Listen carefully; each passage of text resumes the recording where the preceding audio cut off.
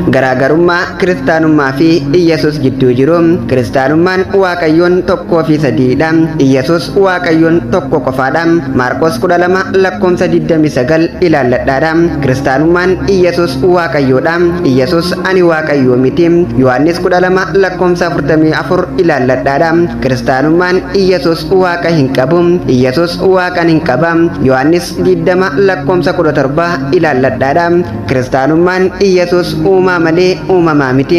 Iyyesuus ani uumamaadha. Yohaannis 5:26 ilaalladhaadha. Kiristaanummaan Iyyesuus raajii miti. Iyyesuus ani raajiidha.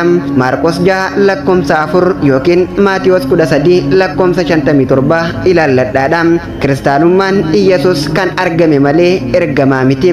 Iyyesuus ani ergameedha. Yohaannis 12:49 yookiin Yohaannis 7:16 ilaalladhaadha. Kiristaanummaan Iyyesuus samii seenuu danda'a. Iyyesuus samii seenuu hin danda'u. Maatiyos 20:23 ilaalladhaadha. Kiristaanummaan Iyyesuus guyyaa du'aa ka'u Waaqayyoodha. Iyyesuus ani yeroo sanillee abbaa caalaa xiqqaadha. Yohaannis 8:28 ilaalladhaadha. Kiristaanummaan Iyyesuus qoricha biyya lafaati. Iyyesuus ani gara Israa'elootaa qofattiin ergame. Maatiyos 15:24 ilaalladhaadha. Kiristaanummaan Iyyesuus wanta hundumaayyuu gochuu ni danda'a. Iyyesuus kophaa koo uumaa gochuu hin danda'u. Yohaannis 5:30 ilaalladhaadha. Kiristaanummaan Iyyesuus waa'ee guyyaa du'aa ka'uu ni beeka ture. Iyyesuus guyyaa qiyaamaa ani hin beeku. Maarqos 13:32 ilaalladhaadha. Kiristaanummaan Iyyesuus Yahudootaan fannifame. Iyyesuus ani takka balbala cufame hin beeku. Yohaannis 8:21 hanga 22 ilaalladhaadha. Kiristaanummaan Iyyesuus humna ofii isaatiin dinqii hojjeta.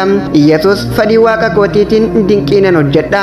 Luuqaas 17:20 yookiin Maatiyos 12:28 ilaalladhaadha. Kiristaanummaan Iyyesuusitti amanuu qofaatu samii dhala. Iyyesuus waaqa kan koo fi kan kee jannata seenuuf akka jiru ragaan baha. Yohaannis 17:3 ilaalladhaadha. Kiristaanummaan seerri tawaaratti Iyyesuusin haqame. Iyyesuus seera haquuf hin dhufne. Maatiyos 5:17 ilaalladhaadha. Kiristaanummaan Iyyesuus Nabi Muhammad hin beeku ture. Iyyesuus raajiin ana booda dhufu jira. Waan hunda isinitti hima. Yohaannis 16:12 hanga 14 ilaalladhaadha. Kiristaanummaan waa'ee kaabaa Iyyesuus yookiin isaan uumaa hin dubbanne. Iyyesuus ana booda kallattiin sujuudaa ni jijjiirama.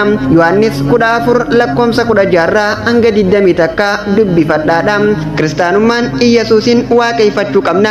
Iyyesuus ana osoo hin taane waaqni keenya tokko qofaadha. Maatiyos 4:10 ilaalladhaadha.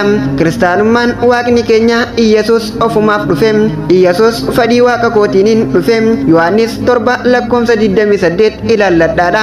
Kiristaanummaan Waaqayyoo fi Iyyesuus tokkodha. Iyyesuus abbaan na caala. Yohaannis 14:28 yookiin Yohaannis 13:16 ilaalladhaadha. Kiristaanummaan waaqa keenya lafarratti argine jirra. Iyyesuus abbaa keenya Waaqayyoo namni arge hin jiru.